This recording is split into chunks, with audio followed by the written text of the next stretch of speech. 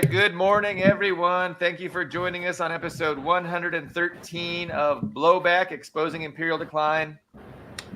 I am Billy Bob on the West Coast. I've got my two regular co-hosts, Ben Toth in Peish, Hungary, Ian Kummer from Moscow, Russia, and Max Parry from Baltimore I should introduce our special guest, Max Parry, coming live from Baltimore. So we have quite a show today. We titled this episode US-Endorsed Genocide, and that is a reference to, we already know that, the U.S. gives lip service to opposing the slaughter in Gaza while we are, enabling it. Totally enabling it. Without us, the slaughter couldn't continue. But we are enabling it with the weapons shipments that we're giving, with the support, the political support, and our media. Our media just misrepresenting that entire genocide as some kind of an Israeli self-defense thing. So Anthony Blinken lied to Congress. This is a breaking story yesterday.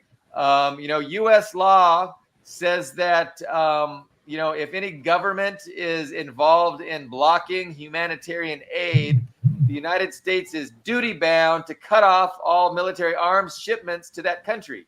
So two different government agencies found that found that Israel was blocking U.S. aid to Gaza.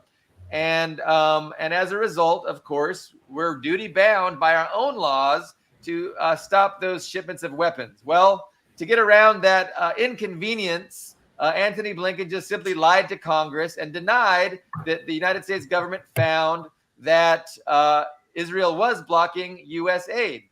And so, this lie to Congress, of course, enabled and justified the U.S. not to adhere to its own laws. So, to me, this is just illustrative of what the rules-based order is, right? There's no such thing as the rule of law, and laws are enforced, as they benefit, enforced or not, depending on how they benefit the ruling establishment.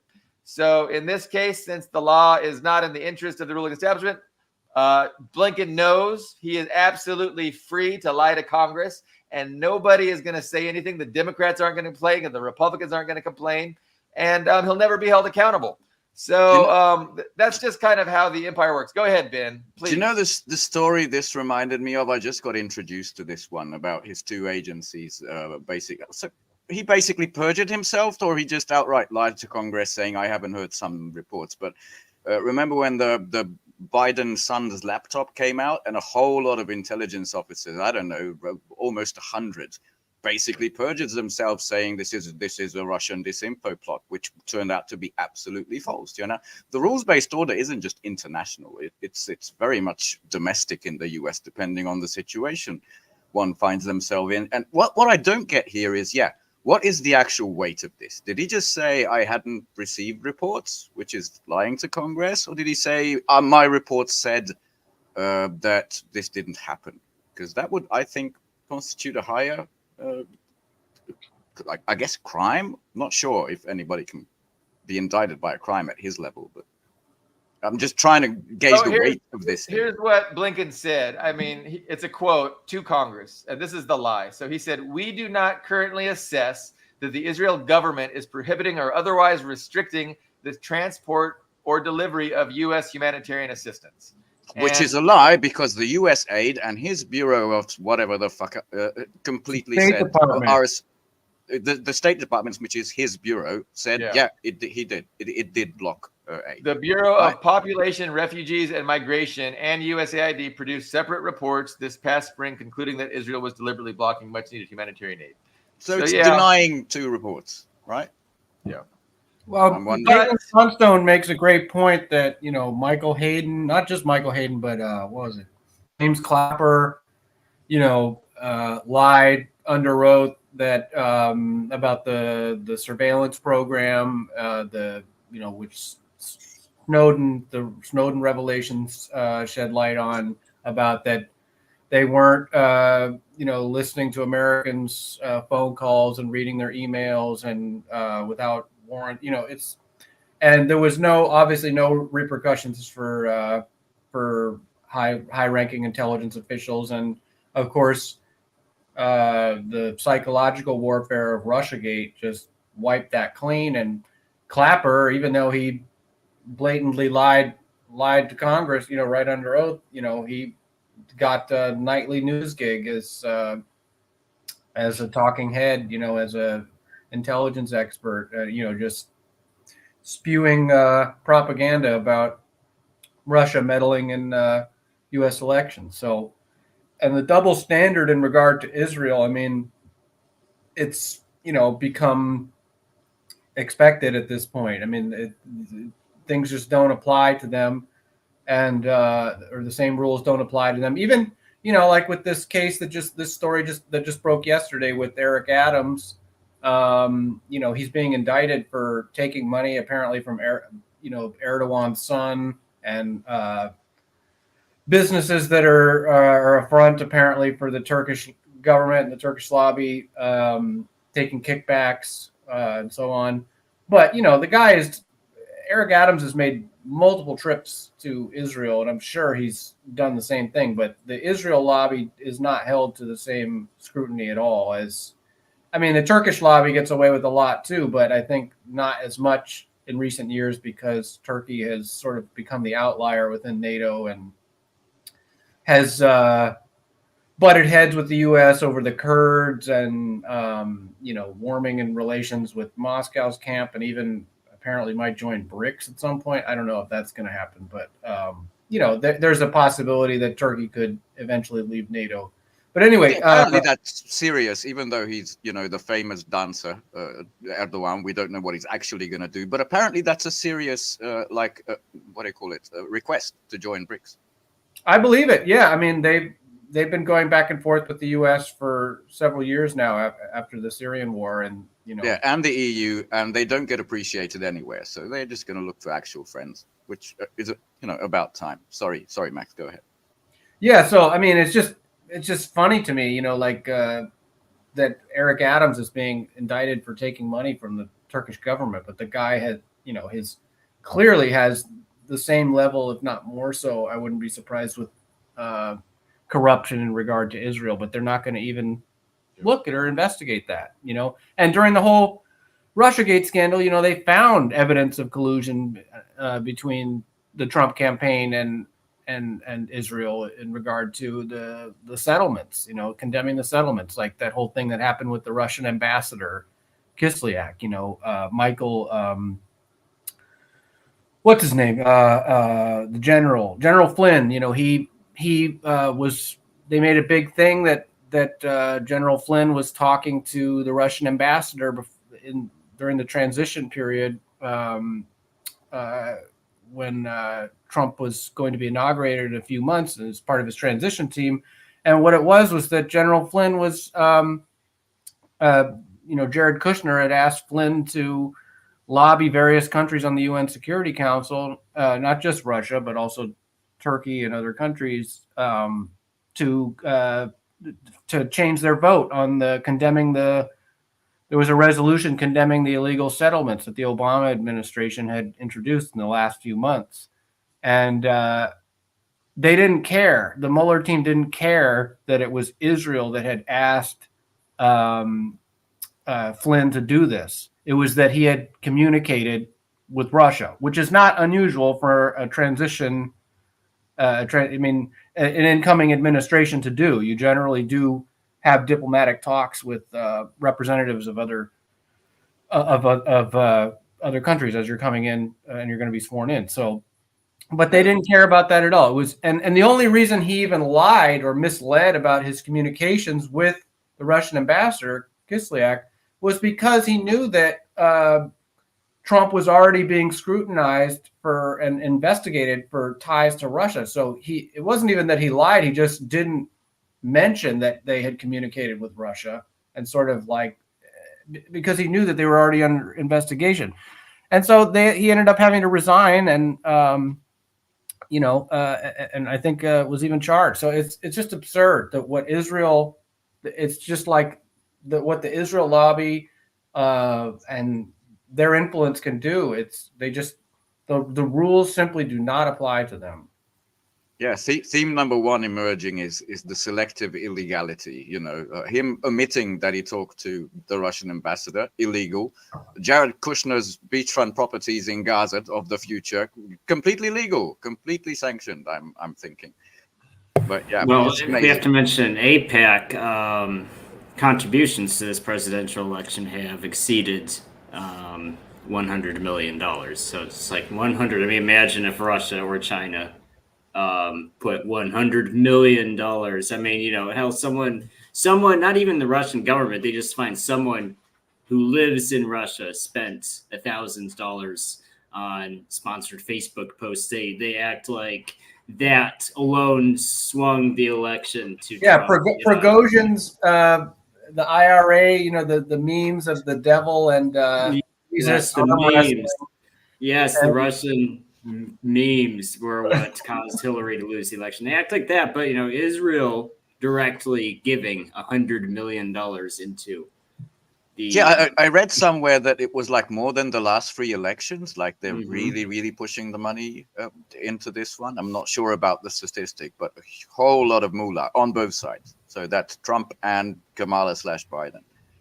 And the AIPAC is also, really, during the Gaza war and the local elections too. I mean, there was Jamal Bowman, some of these nominally progressive Democrats who've taken, made some mild criticisms of Israel.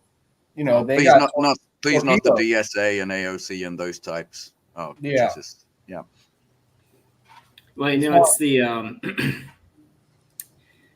what was I going to say? It's amazing. We give money to Israel, American tax dollars to Israel, and then they send it back to these. Whoa, Billy Bob, that's a dirty mouse you have. But hello, yes. Welcome back.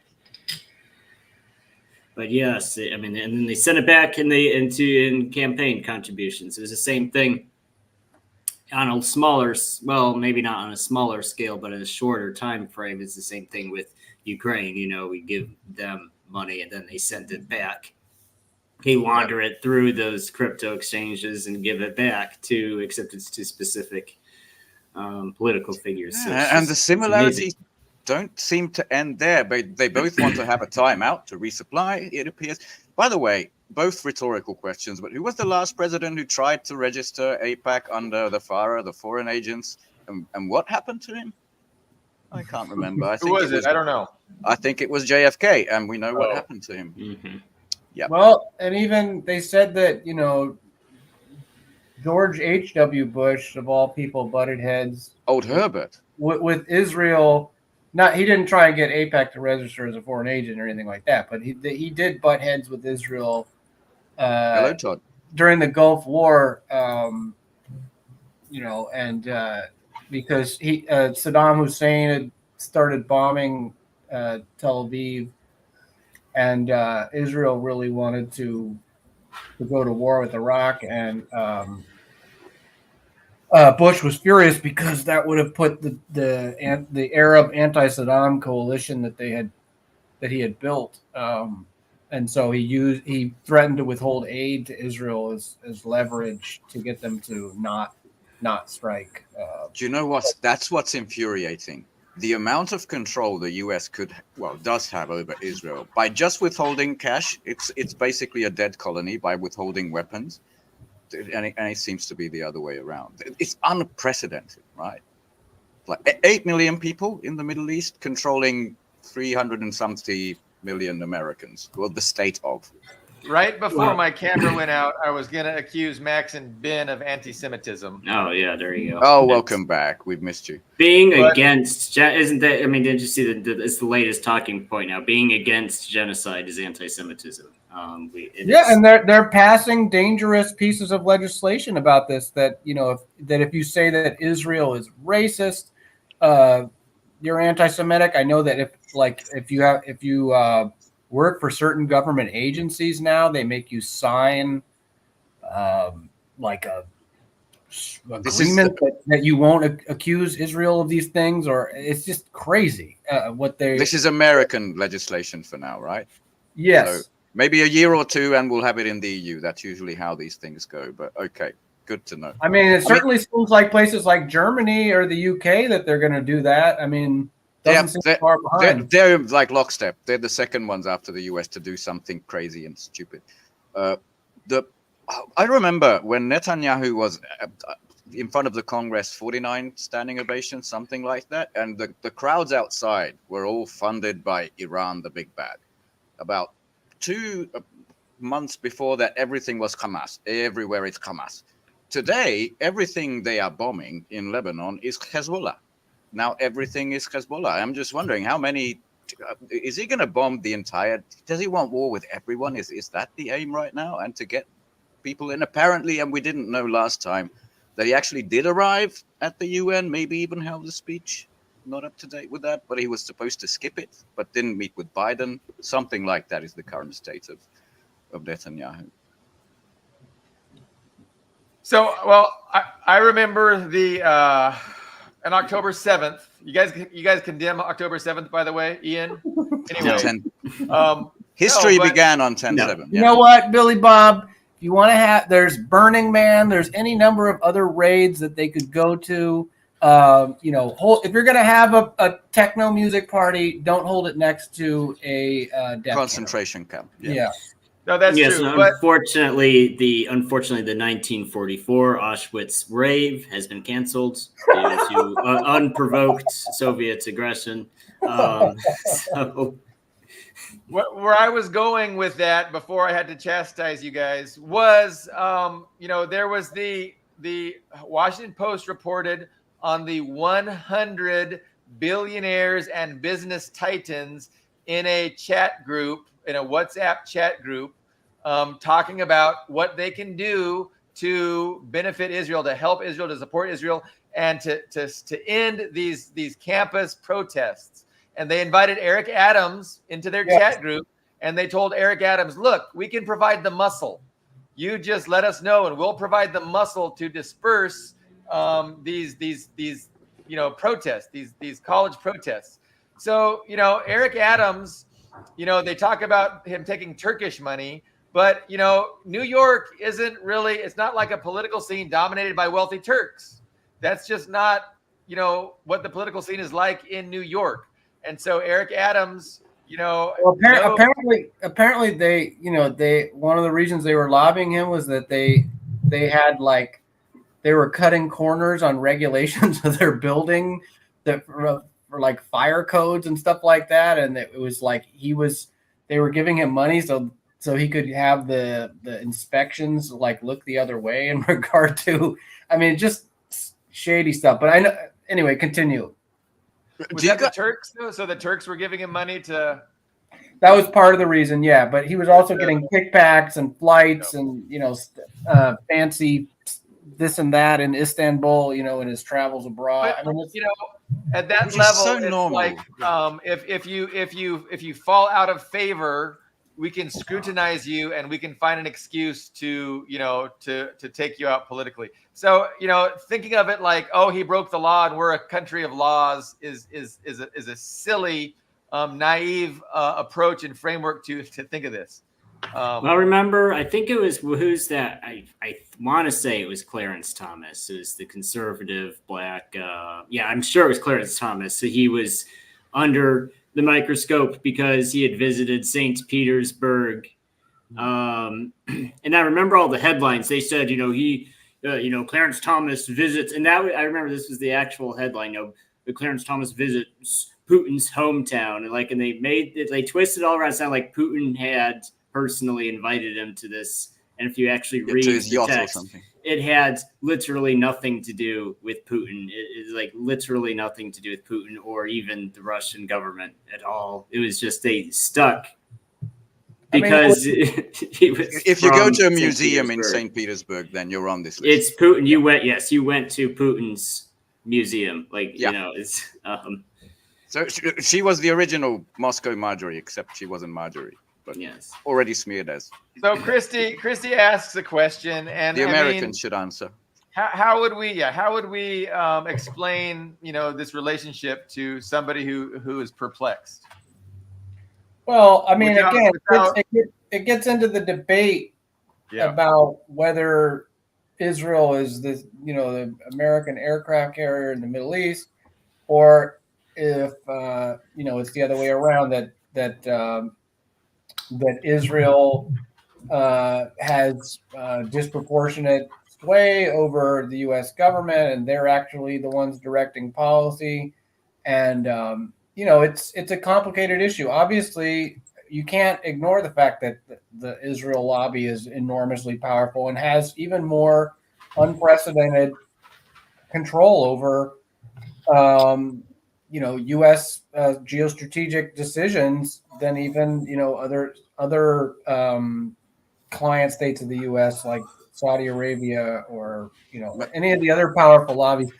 But I mean, that's why I've always argued that it's somewhere in the middle. There's times when their interests diverge, and there's also times where they're completely in line with one another. And I know, Billy Bob, you always cite the example of the fact that Israel's been trying to get the United States to directly attack Iran for many, many years now. And clearly the United States isn't suicidal enough to do that. But at the same time, you can't ignore the fact that Netanyahu in 2015 gives, or even recently, just last year, gives closed door addresses to Congress. I mean, what other world leader? He can bypass the president. I think that, he bypassed Obama in 2015. I just want to make a point of clarification. Christie's question was a benefit to the people of the U.S., and I think that's an unequivocal no. But if you're talking about the interests of ExxonMobil, BP, Shell Energy, that's what you're talking about. Yeah, that's a whole different. Well, benefit to the people of U.S., I really don't think none whatsoever. But our entire conceptual framework, the Marxist-Leninist framework, asserts that the ruling class, by definition, is not interested in the interests of the people, right? They're furthering the interests of the ownership class, the billionaires, the wealthy elites, and that's the only thing that is taken into consideration when they're pursuing policies. Now, sometimes it benefits them to buy off, to bribe the working class, right? And to offer us, a modicum of access to prosperity and opportunity to an extent. But they're not doing that because they're representing us, right? They're representing the billionaire class, and they just don't want us to, they don't want us to become revolutionary. They don't want us to become angry and ungovernable. So, they give us these crumbs from their plates, just enough to keep us from rising up. But ultimately, nothing that they do is predicated on furthering the interests of the people. And this is especially true in foreign policy. I mean, it is especially true in foreign policy and the pursuit of the interests of Western imperialism. So, yeah, we would not expect them to do any policies that benefit the American people. Nope. I mean, 3 wars, one in West Asia, one against Russia, and one against China. Neither of these serve the interest of average Joe going to the store to buy bread and milk. Absolutely. And all the countries that the United States, most of the countries that the United States has tried to conduct regime change with have been countries that support the Palestinian resistance. And, those wars have gotten, especially Iraq, have gotten a lot of American soldiers killed, and of course it was also about other interests that the United States has in the region in regards to resources, natural resources and the oil market and all that. But it also has served the other goal of, which is part of why the U.S. unconditionally supports Israel in the Middle East, is because it's, they use this tiny little country as it's their strategic foothold in the region. And the oil-rich region of the world. Yeah. Well, the main thing is, I would say, to really drill down to the main point of Christie's question is, one, I want to address what Billy Pop said. I think it's a true statement that, in a capitalist system, it's for the benefit of the capitalist class. That's true. However, the capitalist class and the workers class interests can align, right? Yeah. So like, you know, It's for example, always been industrial, temporary alliances, right? yes. I mean, you can. Well, I'm saying is like, okay, so industrialization benefited everybody. Electrification benefits everybody. Centralized plumbing benefits everybody. But I think um, a bit extraordinary is when you have a capitalist that is actually working directly in opposition to what's good for everybody else. And I think there's no clearer example of that than Israel, because before the formation of Israel and before because, you know, Israel was originally more of in the Soviet camp to begin with, but, you know, before Israel and before it went over to the US camp, we had no enemies in the Middle East. We had none. There's nobody in the Middle East who's like, oh, I hate the USA. You know, I mean, I'm sure you could go back to. I mean, there was some fighting in the world, so maybe there was some divergent. I don't know how Arabs felt about, like, there was the invasion of Iran. There was some fighting in the Middle East, but I think for the most part, you ask people, they didn't. Well, the Iranians, when the Right. Shah of Iran was installed, that was like right, and that's where. And the Soviets occupied Iran too, as I recall. Yeah, it was mostly French and British occupation of Palestine, and you know, the Brits had Palestine and the French had Syria. So I don't think people even thought too much. I don't think the Americans were really on people's radar screen. But they weren't part of Sykes-Picot. Do you know? Right. I was going to say, do you know why we know about Sykes-Picot? Because the Soviets, they like to leak these things, basically declassified, the way this was chopped up. That was given to the Hashemite family, and Jordan was created. This was given to the House of Saud, and how they chopped up, just like they did in Pravda. Yeah, they put that out. Yeah, just like the Berlin Conference 1918-19 that chopped up Africa between the European powers. They don't like this being public, but thanks to the East, it is. Sorry. And the thing about Israel too is that, I mean, it's a completely one-sided relationship. They have absolutely no loyalty or interest in what's good for the USA. I mean, during the Cold War, it's not even, you know, conspiracy. It's just confirmed fact that Israel would harvest classified information from the USA and sell it to the Soviet Union, because there's a lot of Israeli citizens were Russian Jews, so they wanted good relations. So they were playing both. I mean, they were just openly, nakedly playing both sides. They don't care. I mean, if they thought giving the Soviets the American launch codes benefited them, they would absolutely do it. They don't care. They never at any point care. They were playing the Tito card. Yeah. If sinking an American ship benefited them, of course, I mean, they did not even hesitate to pull the trigger. They've never hesitated to pull the trigger on America. One of the few countries that got away with it, other than Yemen, of course. That's the USS Liberty you're talking about. Yes. Yeah. And so it's really amazing. And also, I think that started it is just become the trends that started with Israel are just more apparent to now. You're seeing more brazen examples of it in other contexts. I think a lot of it is what I call, there's like this weird proxy nationalism that we have now, because, you know, nationalism is kind of a dirty word. It's like almost the worst way you can insult someone in American politics, you know, especially if you add the word white to it. Oh, you know, Trump is this bad fascist nationalist. But if you take that same statement about the USA and say it about a certain other country, like imagine if someone said, oh, we have to, you know, protect the sovereignty and national security of the United States. Well, you'd be, you know, a dangerous right-wing extremist. But if you make the same statement about Ukraine or Israel, that's normal. Yeah, currently. It's good. And it's kind of interesting. You see all these just, I don't even know what to call them. You know, I see this like on social media, these people, these very kind of liberal centrist type people, and it's like a form of virtue signaling, you know, put your Ukraine flag or your Israel flag, and it's just this, it's like being proud of nationalism for a different country. It's just this really, it's weird. I can't. And then they'll continue if you're a nationalist, you know, for the United States. I think one of the best ways to, that I conceptualize the Israel lobby is just that it's, one faction of many within the ruling establishment that is pretty powerful, but they're not the only one. And there's a lot, they're not the most powerful, right? So, and a consensus is what develops. You develop a consensus, but definitely the Israel lobby within the establishment, has influence. And so they're struggling right now. They really want a lot of them, not all of them. A lot of them would like to see Trump elected. And Trump is making all these promises. I'm going to go to war with Iran if you get me in. And he's, and I don't know if they believe him, right? A lot of them don't believe him, but a lot of them think that he will be better for Israel than Kamala will be better for Israel. And so you have, a lot of the Israel lobby utilizing its influence to try and get Trump elected and to, just get this country more behind the genocide in Israel.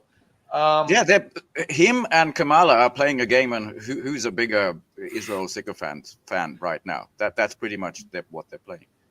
So, and I think, obviously, the other thing is, a lot of these people who are powerful and have influence and who have a loyalty to Israel because they're Zionists, right? So Zionism is Israeli nationalism. It's you could say even Jewish nationalism, but it's to benefit this nation state of Jewish people.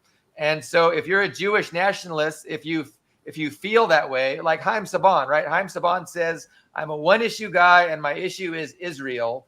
You're going to, try and use your influence in any way you can to benefit the nation state of Israel. So if that's your interest, you do not want to see a decline of U.S. imperialism, right? You're going to fight for Western imperialism against Russia and against China because, the Israel lobby is not as powerful in China. So if China becomes, a major superpower or the major superpower, and you see a decline in Western hegemony, do you think, they're going to go to the United Nations Security Council and veto every resolution condemning Israel? Like, do the Zionists have the power within the Chinese government to convince that government to support and promote the interests of Israel to the against the oppositional interests of humanity? Because how many resolutions are like, 2 against and then 160 or whatever for, right? So it's the U.S. and Israel oftentimes alone defending Israel and opposing the entirety of the United Nations, right? Like on Resolution 242 is one prime example. Anyway, I'm going off. So both good points. I'd like to bring a contrast, but also quickly answering Christie's second question. The most disenfranchised voters in the world, I think, are the Americans. I'm saying this from the outside, but you don't get to vote on policy. You can, trannies versus Christianity is what the vote is about, and then you go home. And everything continues, especially in foreign policy, as it did for the last 30 years, with a perfect continuity. Americans are disenfranchised from decision making. I think that's an important thing to hammer home. As for the dynamics that Billy Bob started to discuss, because the Israel lobby is very powerful in the US, but many people know, or maybe not, Ian, feel free to contradict or support my point, that there's a very strong Israel lobby in Russia as well. Yes. Always has been. Many million, I think around 2 million Russians live in Israel. And the fact that the Russian state has slowly but surely gone in the opposite direction, exactly with China being more assertive on the Palestinian side because of the unjustness of the genocide, is a factor to basically something to study, because that's how, the structures differ. In the US and within the Russian government, and in both places, a consensus is reached within the ruling circles, but you can see they arrive at different conclusions. Yeah, that's one of the more interesting developments since October 7th, I think, is the way that since then Moscow has moved highly assertively closer and closer into reoriented back towards the Arab camp. Because, as you were pointing out correctly, that the Israel lobby is very powerful in the Russian parliament. And, it's funny, even, you read extreme right wing literature about Zog in the United States. There's even like Wait, what's Zog? I don't know this. Zionist occupied government, and sorry.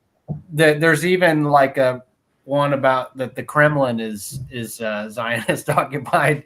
So it's but really the reality is more that the Russians have done this balancing act for years, and the reality of how close the relationship is between Zionism and Western imperialism, as Russia has become an increasing target of in the gun sights of Western imperialism. The relationship between Israel and Moscow is just kind of started to fracture, and it's just become an irreconcilable contradiction. They can't maintain that relationship so inherently as the U.S. and Russia approach a more direct confrontation in Ukraine. It's been this balancing act for years, and you've started to see, especially since the war has really escalated, that Israel and Russia have butted heads, and Moscow is now more in the arrow camp, especially since Israel has also, been caught supporting the Azov battalion and things, and they've grown close to Ukraine. So they threatened that Russia will feel the consequences of supporting Hamas and the enemy. Sorry, Billy Bob. Go. Well, I heard Naftali Bennett tell Russia, "We will bury you." Right? Isn't that what he said? Is that? I wonder if is that a reference to what Khrushchev said to the United States? But he was really angry and livid, and he was telling Russia something to that effect. I'd have to.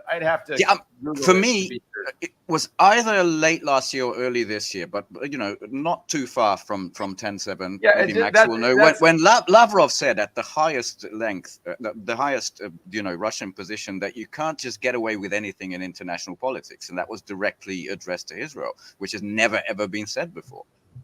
That's when it began. And I just want to add a point, because this is where, because of the many Russian Jews in Israel, this was like a very close relationship that soured. The other one, the opposite, is Iran, where the Soviets had no goodwill. They had goodwill in Afghanistan, they had goodwill in Yemen, but not with Iran. And the fact that they are basically become allies and close friends is like the opposite direction. So there's these two international relations are going in opposite direction. Sorry for the interjection.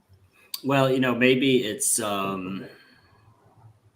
strange, but you could even say Russia's more democratic than the USA, because if you talk to Russians on the street, I mean, the vast majority will support Palestine. I think that's especially true after October 7th, because it's a televised genocide. Well, because what Israel does is just so eerily similar to what Nazi Germany did, particularly in Leningrad. I mean, literally calculating the calorie intake, which is literally what the Nazis did at Leningrad.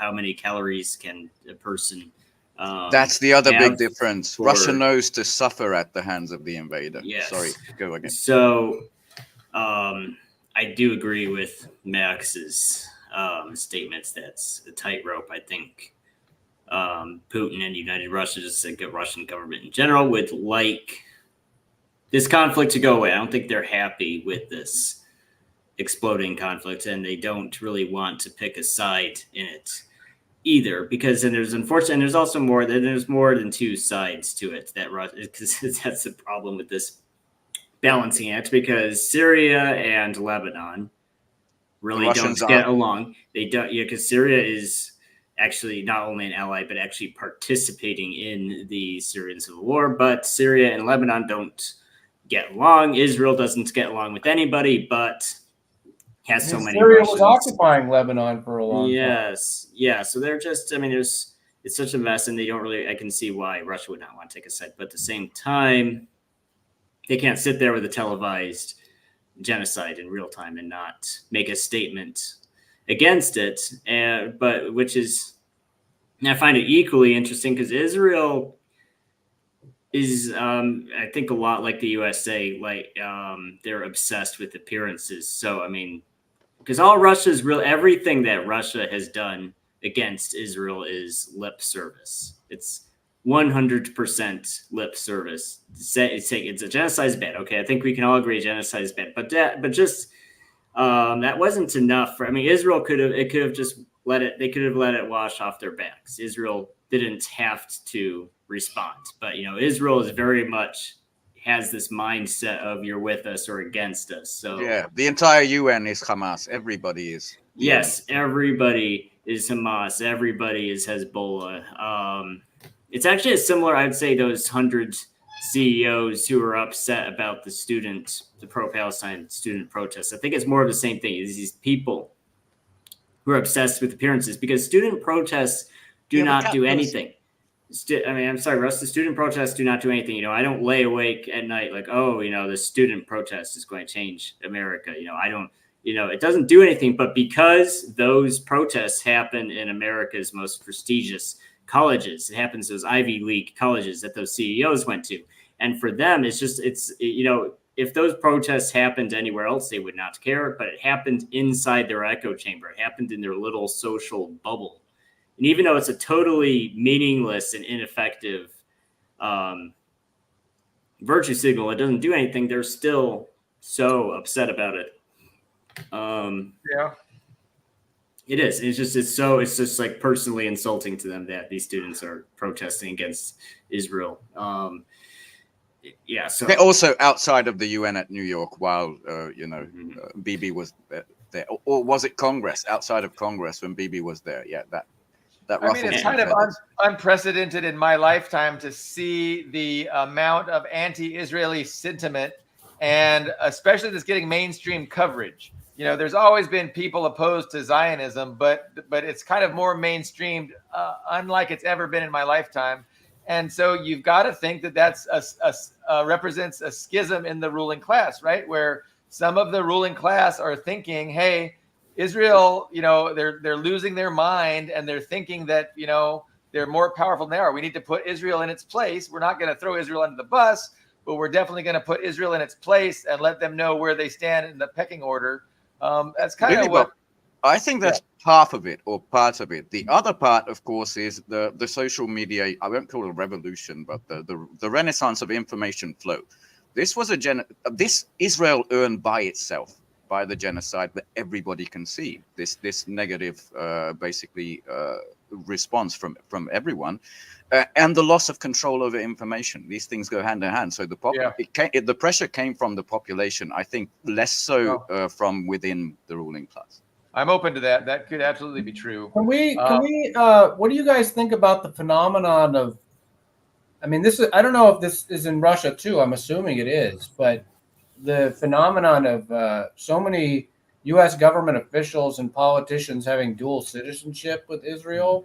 Is that also the case in Russia? I mean, I imagine that it is. Good question. No, it's not anywhere near as prevalent. I mean, for one, let's be honest, most of the Jewish population left. I mean, they already started to leave because it was a group that was easy. So the rule was for the Soviet Union is you needed an exit visa, and the easiest exit visa to get was if you had a family member in a foreign country that would basically, I'm visiting this family member. But the thing is, the vast majority of Soviet people did not have family members outside of the Soviet Union, except Jews, because they had Israel.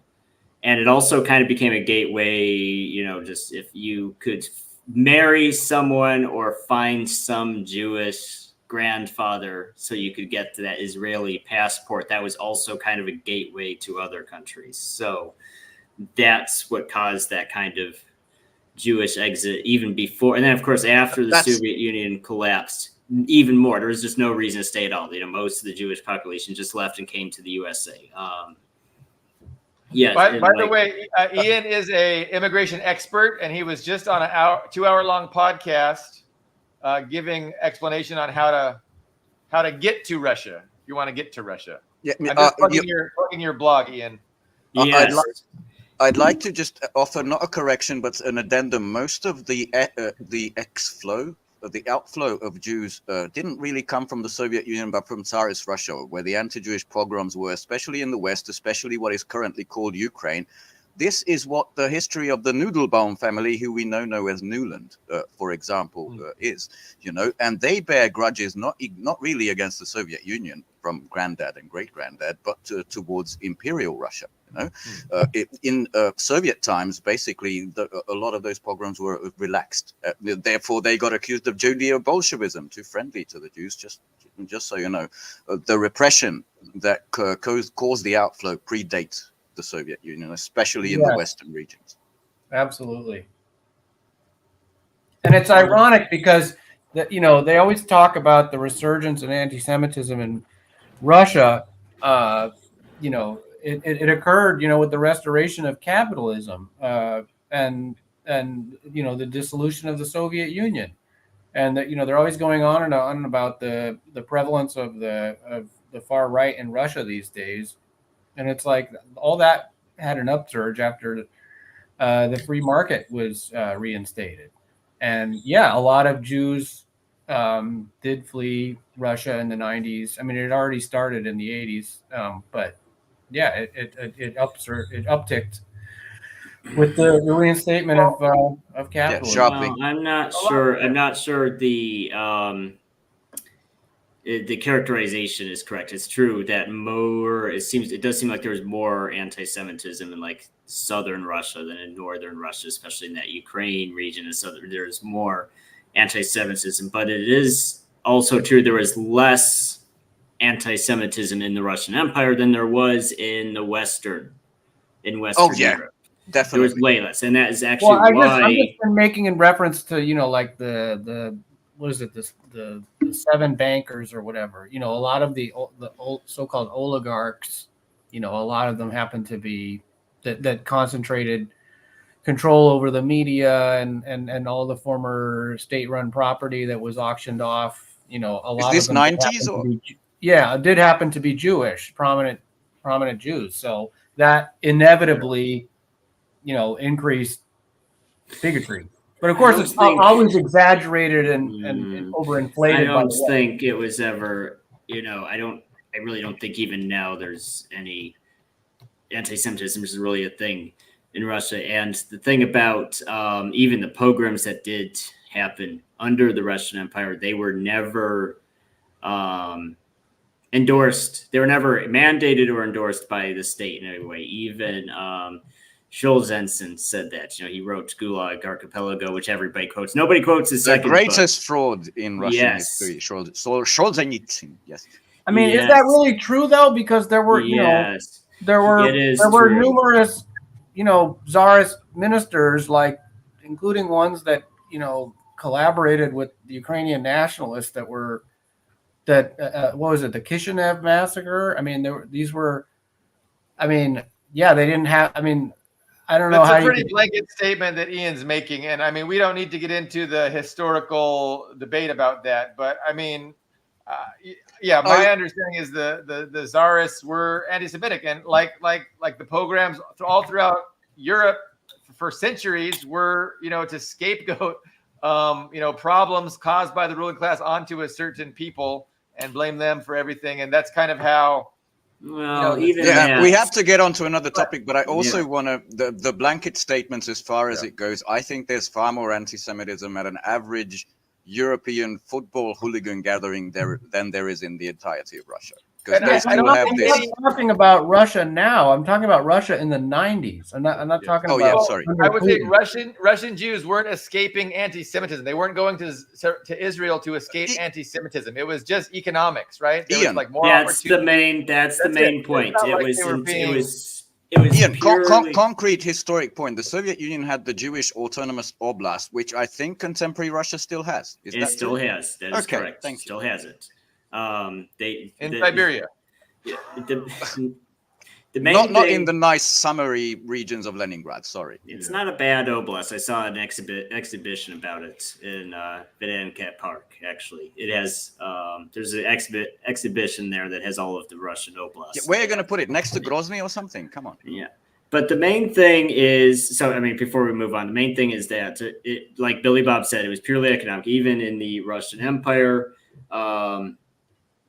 there was some grassroots anti-Semitism, but it was never, systematic oppression and extermination. No, like there weren't laws that's not against true. Jews That's, doing I'm certain sorry. kinds of jobs. That's it's pretty historically documented that there was mass systemic Discrimination. anti-Semitism under the Tsar. We don't need to engage into Tsarist apologism. Well, that's a Sorry, I'm Tsarist with Max on this one. But anyways, yeah. When it comes to correcting the record, if I may segue into another project topic, I saw a tweet by the Russian embassy. I'm not sure where, which I follow, which is now we're being accused of imperialism by Lamy, the foreign secretary of the US. Japan accused us of nuclear brinksmanship, who got bombed by the US, and we weren't invited to the liberation of Auschwitz, right? The 80th anniversary, which was liberated by the Red Army. It's like the West is completely trying to rewrite history. These three speeches, the speeches at the UN, there's this clown show on steroids. I started with Annalena Baerbock, who said, "Oh, you're the strong man in, doing the feminist foreign policy, as she calls it. The strong man in Russia is Putin, and we have to end his reign or something." And Vasilina Benzia, the Russian representative of the UN, was stuck on his phone, which he never does. He knows that's disrespectful, but even he couldn't take it. Then Lamy came aboard saying his ancestors were on a slave ship, and he knows imperialism when he sees it. And if you're not he's black, representing the UK. I was tearing my non-existent hair out when I saw that, and that was before Starmer said "free the sausages." I guess he was peckish or something. I'm not sure what happened there, but free the Israeli sausages, and by which he meant hostages. But his mind was somewhere else. It's just these unqualified cookie cutter idiots making it to the highest positions in the world just irks me somehow. Sorry. That's what I want. It's actually, did you know California actually just apologized for slavery, even though California never had slaves?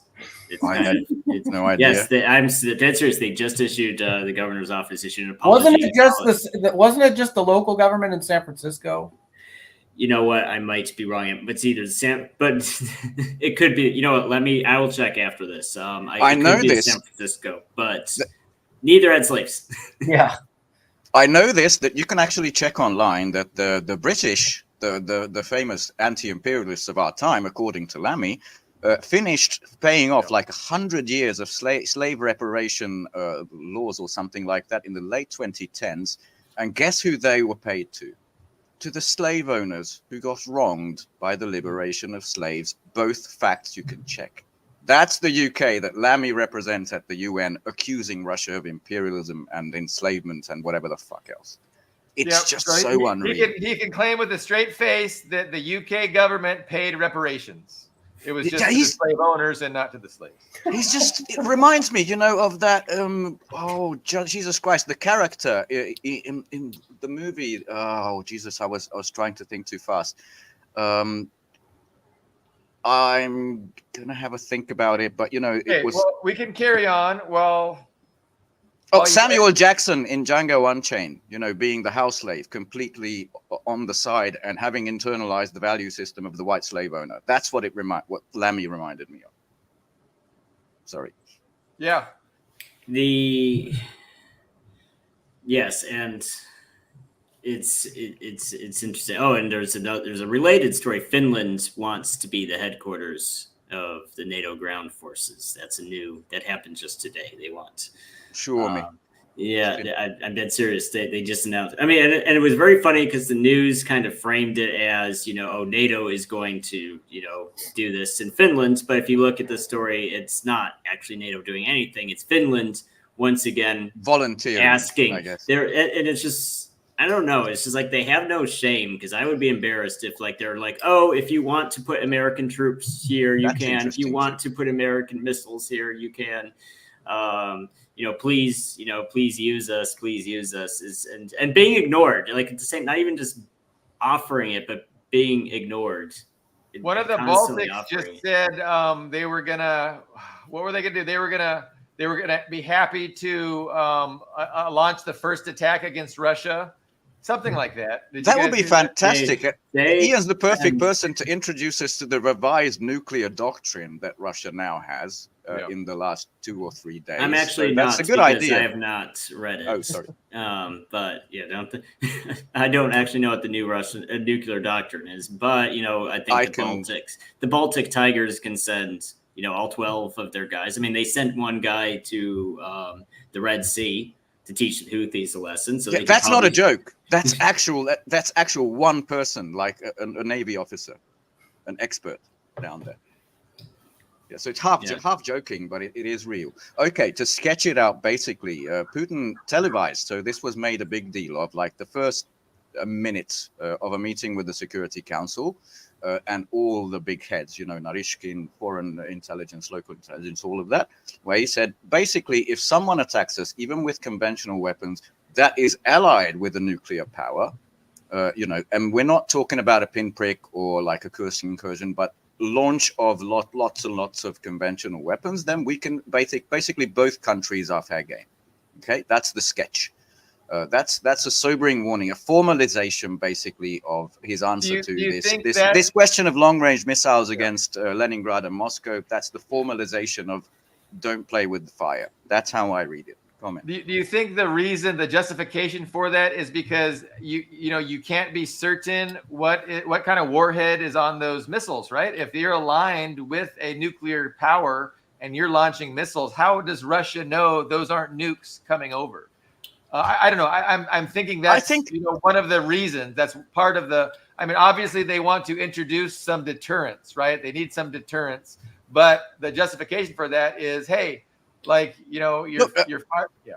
The F-16s, which there are unconfirmed but reports that 4 of them have just been fucked up by Kalibr missile, are also nuclear capable. So that would apply to them. But something else, I suggest, because they have one of the best intelligence services of the world, they got some whiff of something else. I mean, he already said, we don't believe Biden when he says we're not going to allow long range strikes within Russia. He said it pretty much openly that we don't believe him, saying that might come in the future. And also Belarus, the union state, was included in this. That means the Baltics, Poland, planning something silly.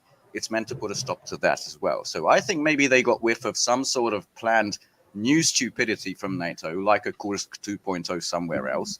And maybe this is an answer to that. And That's just my take. It was all in the context of, Zelensky trying to get approval to launch these deep strikes with U.S. weapons. And then Joe Biden at the last minute, after being warned by his Pentagon, he ended up, it seemed like he was going into that, he thought he was going to that meeting to approve it. And then at the last minute, he ends up not allowing it. And again, visibly angry too. Yeah. Yeah. It might happen in the future. Zelensky's on this tour in the U.S. openly, interfering in the U.S. democratic process, going to Pennsylvania, meeting with the governor and signing the missiles for the photo op.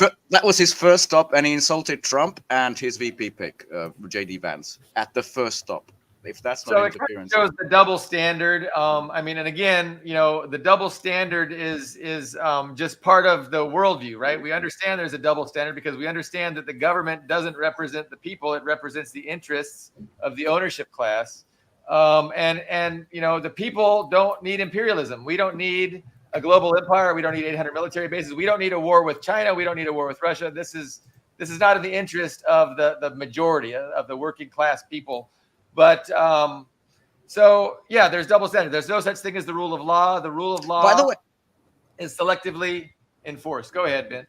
Oh, completely selectively. I just wanted to say that, did you read this? I think it was one of the financial things, maybe the Wall Street Journal said that a lot of unnamed US officials were unimpressed by this picnic basket of what Zelensky wants, full NATO membership, long range strikes, more money, more gear.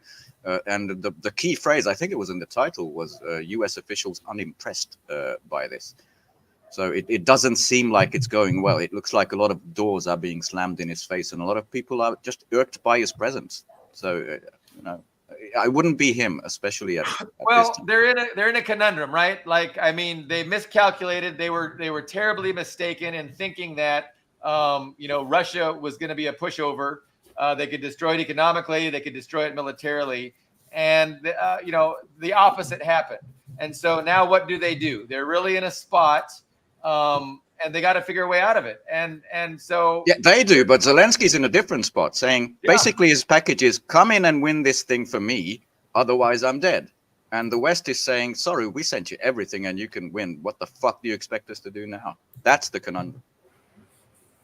yeah, they're in different places. And, Zelensky, he's going to be thrown under the bus. I don't think it's going to be too much longer before he is either removed from office or, he's threatening, right? He's threatening, Yeah, hey, if you don't give us this, what we need to win, I'm going to go to Russia and I'm going to have to make peace because we can't win.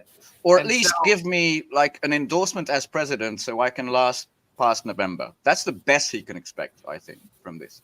To push everything past November. That's the best they can hope for. But then what are they going to do? What are they going to do if Zelensky says, okay, well, I have to go to Russia and negotiate some kind of an agreement on my Doesn't own? matter. What's going Russia's to happen not to him? negotiating with him. Is that going to go well for him? I don't think so. Nope. Well, there's nothing to negotiate. There's just give up. I mean, that's Unconditional surrender is what it's called. Yeah, because all of the bartering power Ukraine had previously is gone. I mean, I've been saying this repeatedly. I mean, their best time to barter was in March, in March 2022 when they had that meeting in Istanbul. And Ukraine did have a lot of good cards. They had a full stockpile from their Soviet days. NATO's stockpile, including the Warsaw Pact stockpile. Not yet demilitarized, yes. Yes, all of those stockpiles. Ukraine demographically was at its best, right? That was before 500,000. the mass outpour, right? So they were at their strongest. They had energy. Yes, I mean they had a lot of good cards. I would say that, and that was also their last opportunity to not lose it because they were never going to get Crimea back. I think even the tentative peace that we saw from that period was actually too generous. It was because it wasn't even taking Luhansk and Donetsk from them. It just wanted autonomy. Yeah, within Ukraine, which is really, in hindsight, really incredible. It would have almost been embarrassing for us. And there was champagne. exactly. Champagne. Arakamia said so. They were celebrating. It was so generous. Yeah, I mean, it's just, and I think because Russia was still putting out that signal that they were interested. People. They were interested in negotiating up until that referendum. That referendum was a signal that because the referendum kind of came hand in hand with the mobilization as well. Which referendum? The referendum for the other three, Zaporizhia, Kherson, and was it just the other two? Just two. It was two. It was just two. You're right. It was just two. Those two, they had that referendum in September, and then in October they had the partial mobilization. They kind of went hand in hand. That was, that was a shift from the original game plan. That was at the point when Russia had kind of gone through Plan A, Plan B, Plan C, Plan D. None of those plans worked, and that was when the war really entered a new phase. They took. It was also when Ukraine was losing more. So now it's not even 2 territories that you lost. Now it's 4. And so it's like the longer you play a losing game, the more you lose. Yeah. Just being like, it's like being at a casino and you're hemorrhaging chips. And you're like, okay. Option A was the best for Ukraine, unquestionably. Yes, it was. Absolutely. So, Max, how is it all going to play out? Can you prognosticate for us? Is the West going to double down? Are they going to pivot and give up? I think that they're going to. I mean, I am by no means an expert on this, but my inkling tells me that the U.S. will try and shift the burden onto the UN or Western Europe and move on to trying to instigate something in Taiwan, because that's what that's what they have a pattern of doing. And I don't think it's necessarily going to work. I think European countries, their populations are going to be extremely upset about the result. and that they are now bearing the burden. I mean, they're already bearing the economic burden. Germany and all these other countries have committed economic suicide going along with this disastrous imperial project. And I think that you'll probably see more fracturing, potentially, something like France leaving NATO, just upheaval, increase in, right-wing populist parties. I think but I think the U.S. will have already moved on and will have instigated some theater of conflict in Taiwan. That's my prediction. But there was a Bloomberg opinion piece. I don't know how authoritative, but it basically outlined whoever wins, meaning Trump or Kamala, Europe, you're on your own. It basically diagnosed what you're saying. This is going to be dumped on Europe. That's pretty much like established. And I don't think it's necessarily going to work. Like I was saying, I think that it's going to trigger another wave of protest votes, and I think the establishment is they're going to start cracking down even more than they already are, like in the UK with, and there's also obviously the same thing I think is going to happen depending on what plays out in Gaza and Lebanon.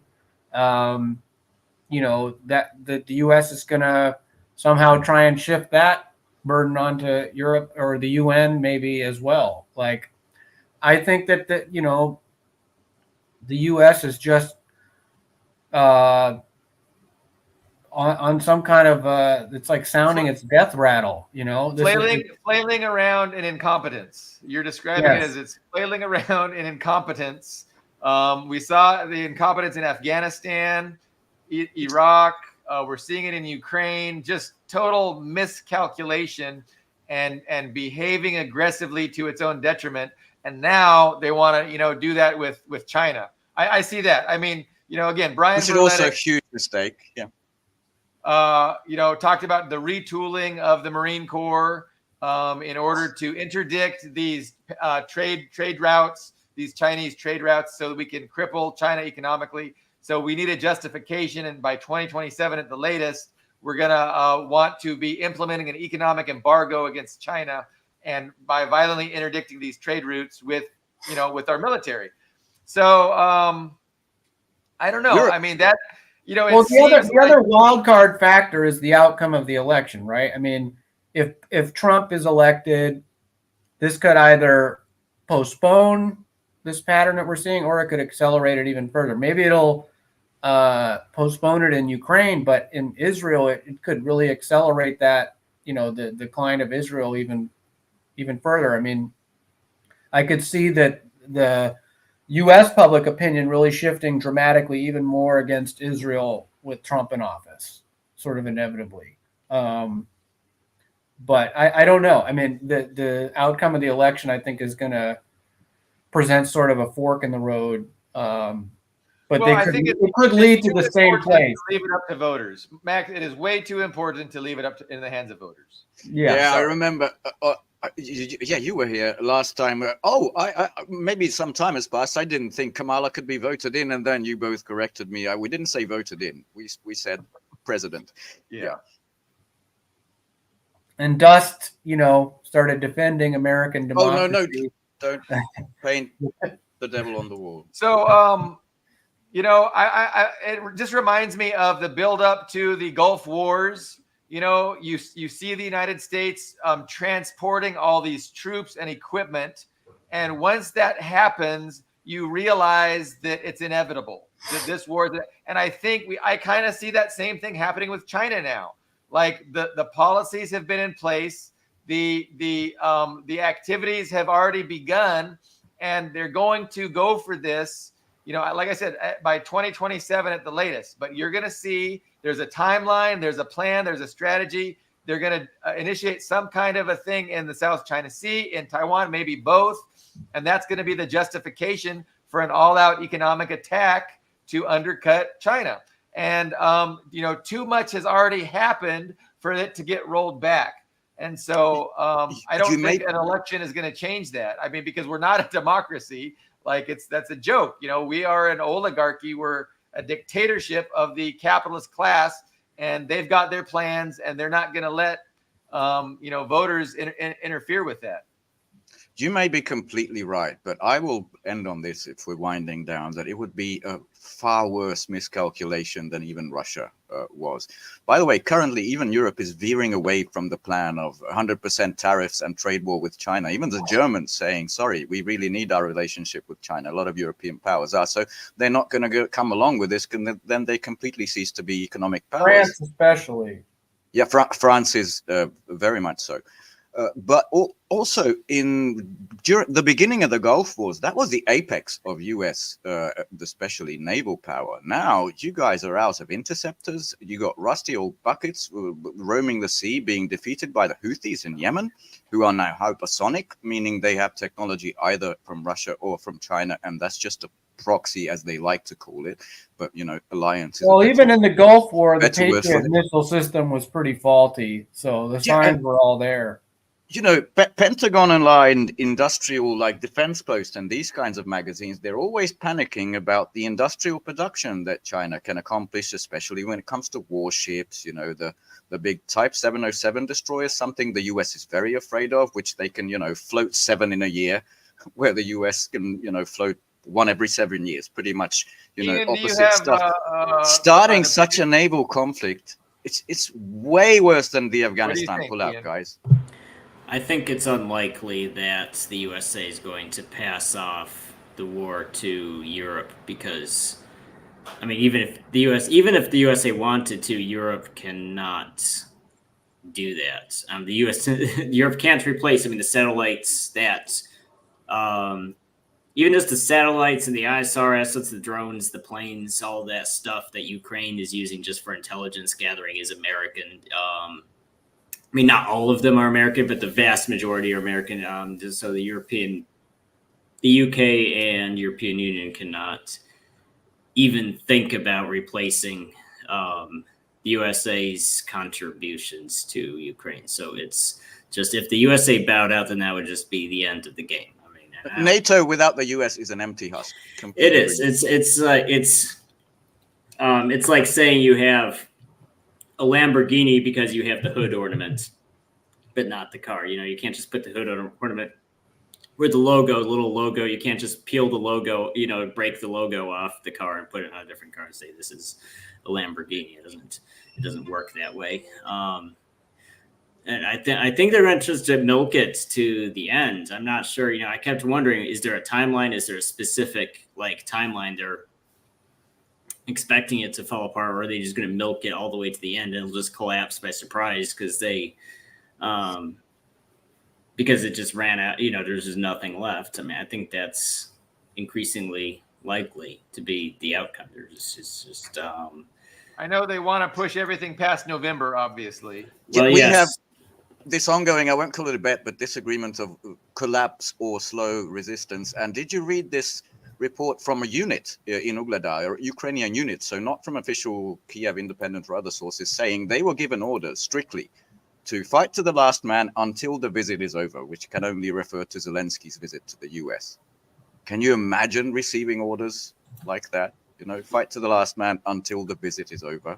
That's how bad things are. I think some of that needs to be taken. I saw that story too. Rumors have a way of growing. So, it's not impossible. It's not impossible Zelensky gave an order like that. I think what's more likely is, I don't think they would directly say that to soldiers, just keep dying until I get this meeting over with. I think it's possible they gave some sort of order, like hold out as long as you can. And the soldiers talked about it because soldiers have nothing better to do than to gossip, right? And they decide, well, why would they tell us to just hold out here? What is the reason? And then they look at the news and say, well, good old Zelensky's is talking to Biden and wants to talk to Trump and all that. They would, even if no one directly said it to them, they could probably connect 2 and 2 together and see the political significance. Yeah. And this war is kind of amazing because it's like the first TikTok war. I can't think of any other military conflict in history where the TikTok clout was more important than the war itself. It's fine to lose as long as you get a good TikTok video. Even if you, invade Russia, so you can stand there and get a TikTok of you doing a dance in Russia. Even if you die, even if that guy dies immediately after the TikTok is over, it's fine. But you got the TikTok, so you won. It's just. I love the video. It's amazing. Before Zelensky arrived, he was aboard a C-17. These transport carrier planes with like a VIP seat stuck in there. Like a nice first class seats. And that's where Zelensky was streaming his message from before he arrived in the US. That's the nature. This can happen while Ugladar is collapsing. That's the nature of this TikTok war. Yeah. Sorry, Ian. No, I didn't have anything else to say. That was it. We could probably wrap up. Final thoughts. We touched on the big issues. Ben. What? Final thoughts. I can't wait for. I don't know if it's going to be chaos bomb Trump or cackling laughing gas Kamala, but for these people to actually let go of Europe and these kind of cosmopolitan assholes like Macron, like Scholz, to get the fuck out of power and actually have some sort of resurgence of independence, maybe some friendship, maybe some actual relations with Russia, because that's the inevitable long term. I'm not talking the next year or two trajectory of things. So that's my European perspective. There's no bad news in this for me. Max, you want me to go, or do you have something on your mind? I don't know what the foreseeable future holds. It just seems to me like we're headed towards a total Western imperial collapse. I mean, it just seems, and especially especially the predicament that the European countries are presented with here. I mean, that they can either continue to go along with what the U.S. is doing, which is driving them just in this downward trajectory, and I just don't see how that can carry on much longer. Eventually, I mean, they're going to face a decision whether they're going to continue to go along with this or turn against it. And I think you're going to see the Europeans and the Americans start to butt heads over the course, because it's not going to be they're not going to be able to maintain. They're going to be committing political suicide by continuing to go along with this. Eventually, there's going to be fallout, and European countries are going to start pushing back against what the U.S. is coercing them to do if they want to maintain domestic political power. Otherwise, they're going to get voted out. Or face something worse. Yeah. So I just see this situation coming to a head, no matter what happens with the U.S. election, or which theater of conflict takes greater precedent, or if other ones open up, like in the South China Sea. I think this situation is just going to reach a zenith. It's a weird thing with these puppets, with these political puppets in Europe. How many prime ministers have we seen over the past couple of years in Britain? It's like there's no such thing as leadership. Like there's nobody with a leadership who has a vision of forwarding the interests of the people. And they've been puppets so long that they don't know how to stand up. And so there's going to be a big transition, because I think you're right. Like, I mean, it's, they're not going to be popular if they just continue to drag Europe, right behind the United States. But at the same time, there's nobody in the power structure who is independent, who is not totally owned by the United States. I mean, you've got Macron completely ignoring the vote result, of that last election with the Popular Front. I mean, there's going to be eventual consequences for that. All of these plastic compradors, this entire layer, they just have to go. They have to get out. So I see the same thing, except there's going to be a transition. There's just nobody. They have to reinvent. I mean, right now they just do what they're told, and that's untenable. And so that's going to break, like you're saying. I had a last thought about China, and I was going to mention, the U.S. plan, right? So China, because they're genius, they have integrated themselves into the global economy, consciously, because they knew that the day would come where, the West is going to try and destroy them. And they thought if they were integrated, it'll be suicidal to try and, re-implement this embargo that they suffered under for the first 20 years of, the People's Republic. China's rule after 1949. So they were really smart to integrate into the global supply chain and into the global economy. And so what's the U.S. going to do? So Brian Berletic likened it to chemotherapy. I might have mentioned this last show, but chemotherapy, where you give this poison, hoping that China itself is destroyed before the entire global economy is destroyed. And this is the risk that the U.S. is willing to take, because China is such an existential threat to their global dominance, that they're willing to risk destroying and collapsing the entire global economy to kill this cancer. So we're going to see this ramping up, this chemotherapy against the planet in order to exorcise the cancer of China. And just imagine how evil these people are, because, I mean, what does China want to do? China wants peace through mutual prosperity. Well, and think about how stupid the Western left is, because if you listen to people in the Western left, China should have never done that. They betrayed the revolution. Don't get me started on It's just insane, just total misunderstanding of the long game that China was playing, and not recognizing how it was the decisions they made were not really much different than what Lenin implemented with the new economic policy. So yeah, if you listen to the Western left, the old Eurocom left that accused the Soviet Union of social imperialism, it's the descendants of them. They are accusing China of social imperialism. It's exactly the same script, and approved by the exact same powers, by the way. Yeah. So, most leftists in the West buy into the liberal paradigms of, democracy versus authoritarianism. And, China's the authoritarianism, and, we might, and they'll be the first ones to say, oh, I don't support the United States either, but we're not as authoritarian. And so the Western left, they're useless. And the word democracy is meaningless. The word freedom is meaningless when it's thrown around. Like, it's just branding. It's like they know that these words have good feelings. And so if we attach these good feelings to, certain countries and the bad words to other countries, there's no there. There's no attachment to reality at all. But I mean, I thought we were trying to wind things down, Max. So I don't appreciate your bringing up that, because I really want to complain. I want to see how you guys behave in a bar. You really have like this cool stuff. So, we would have fun. We'd have fun. I think so too. But yeah, the quotations that the US will be remembered by: they hate us for our freedom, and the UK, free the sausages. I'll end on that. Okay, we'll see you guys on Tuesday. Thank you very much. I'll see you then.